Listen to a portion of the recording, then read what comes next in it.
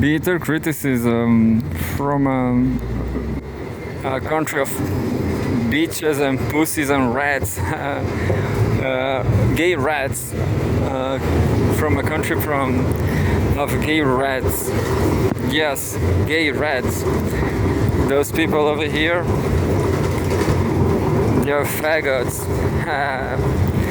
No homo. Going to read, I don't know, I don't remember. I guess the genocide is here. Israel keep killing Palestinians. We are going to find out right now.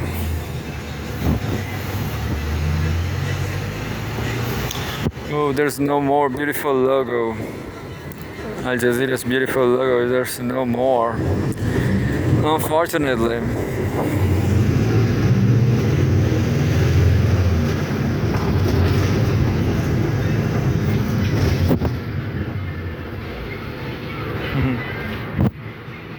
Well, this time they're not killing, but they have killed in the past. In the previous months, in the previous weeks, there's 72 bodies found in Gaza. Live updates from Al Jazeera. Israeli forces shoot doctors in Jenin raid as 72 bodies found in Gaza. Israel promises large military operation in Jenin, occupied West Bank, as toll climbs to 9 killed, dozens wounded.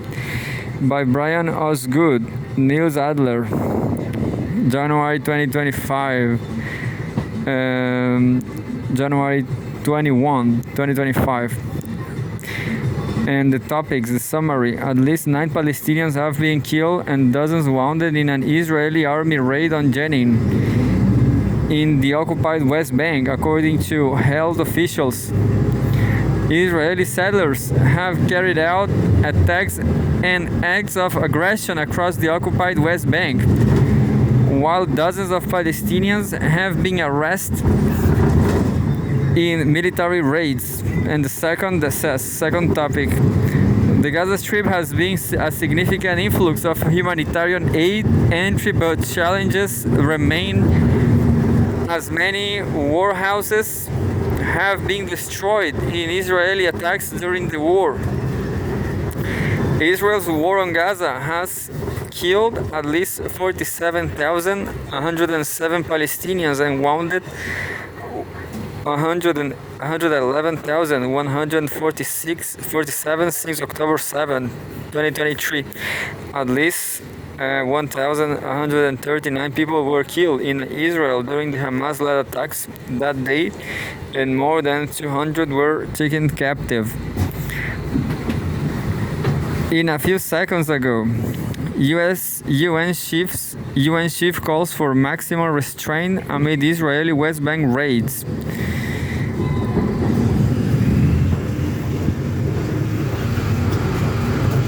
It says a spokesperson for UN Secretary General Antonio Guterres says that the UN chief is quote unquote deeply concerned about violence in the occupied West Bank, where Israeli raids have killed at least 9 people and injured dozens. Deputy spokesperson Farhan Ak said that, quote, Secretary General urges security forces to exercise maximum restraint and use lethal force only when it is strictly unavoidable to protect life. January 21, 10 minutes ago, watch how Israel shaped the narrative and its impact on Dutch politics. Violence between Maccabi Tel Aviv supporters and Amsterdam locals in November 2024 led to heated debate across the Netherlands. So there's nothing to do with Israel and Palestinians. What started as street clashes quickly escalated when Israeli officials labeled the attacks anti-Semitic and drew Holocaust comparisons. The incident became a rallying point for various groups Dutch Zionist organizations backed Israelis' narrative, while others used the events to push anti-immigration views. Some question whether a football confrontation has been manipulated for political gain. Al Jazeera correspondent Steve Vassen speaks to all parties involved, revealing how different sides shaped the story. And that's about soccer. Watch below to see our report. There's a video, Israel's portrayals of Amsterdam Maccabi violence as anti-Semitic sparked a debate on anti-Islam and immigration issues. 25 minutes ago, time was wasted during ceasefire negotiations on quote unquote some meaningless things. Qatar's Prime Minister Sheikh Mohammed bin Abdul Rahman Al Thani spoke at the World Economic Forum in Davos, Switzerland, about the ceasefire in Gaza. Quote, when we look at and reflect on what we have achieved in the last few days, we felt really sorry for all the time wasted in these negotiations, he said, end quote.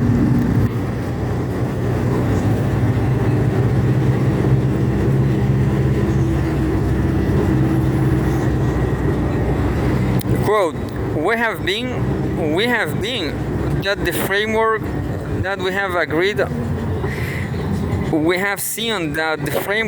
have agreed on in December is the one that's being realized a couple of days ago. And I'm talking about December 2023. This means just a year of negotiating details, Sheikh Mohammed said. He added that this included, quote, some meaningless things compared to the lives of the people that they have lost, end quote. Quote, what happened since October 7 was a wake up call for the region. But also we need to address the issue of the Palestinians. We have seen a momentum build around the world about the two-state solution that's been absent, unfortunately, for a very long time, he said. And 42 minutes ago now. British Prime Minister praises hard-fought ceasefire in call with Netanyahu. I don't like Great Britain. I guess it's all bullshit too. United Kingdom Prime Minister Keir Starmer spoke with Netanyahu over the phone on Thursday, offering support for the ceasefire deal, calling for continued security cooperation and thanking Israel for efforts to recover captives held in Gaza. Quote unquote. Quote. The leaders move on to discuss the need to see the next stages of the ceasefire deal implemented in full and on schedule, including the release of the remaining hostages. A news release from the UK government states there's a new live update available. I'm going to read right away. Quote, the Prime Minister reiterated that it was vital to ensure humanitarian aid can now flow uninterrupted into Gaza to support the Palestinians who desperately need it. I'm going to read the 1 hour ago photos. We have photos displaced Palestinians returned to rubble, destroyed homes in Jabalia. Just terrible photographs, terrible. All destroyed in Jabalia.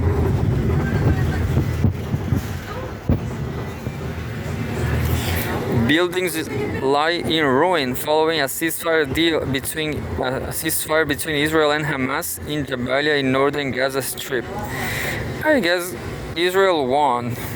I'm sorry, but that's my impression.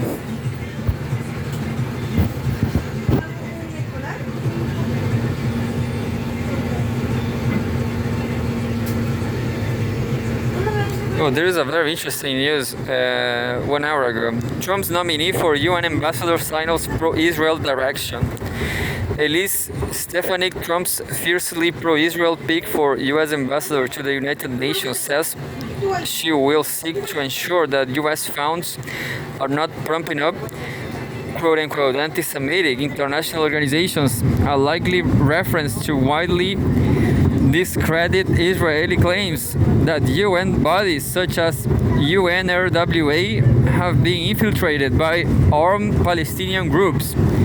Quote, our tax dollars should not be complicit in propping up entities that are counter to American interests, anti-Semitic, or engaging in fraud, corruption, or terrorism, end quote. Stefanik told the Senate Foreign Relations Committee in the opening statement of her confirmation hearing. And well, now I'm going to read the new live update available and 7 minutes ago. There's too more news.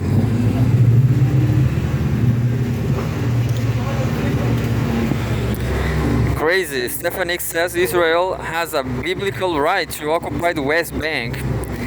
This was 3 minutes ago. Elise Stefanik, Trump's pick to serve as U.S. ambassador to the United Nations, says that she agrees with the statement that Israel has a biblical right, quote-unquote, biblical right to the occupied West Bank.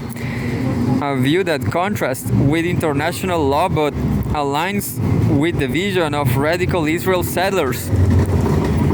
While Israeli settlers have been on the front lines of pushing for greater control of the West Bank for decades, they have benefited from direct and indirect assistance from the Israeli state and security forces. U.S. Senator Chris Van Hollen, who had asked Stefanik the question about the West Bank, said it would be, quote-unquote, very difficult to achieve peace and security in the region with such views as the center of U.S. foreign policy. 8 minutes ago, UN chief calls for maximum restraint amid Israeli West Bank raids.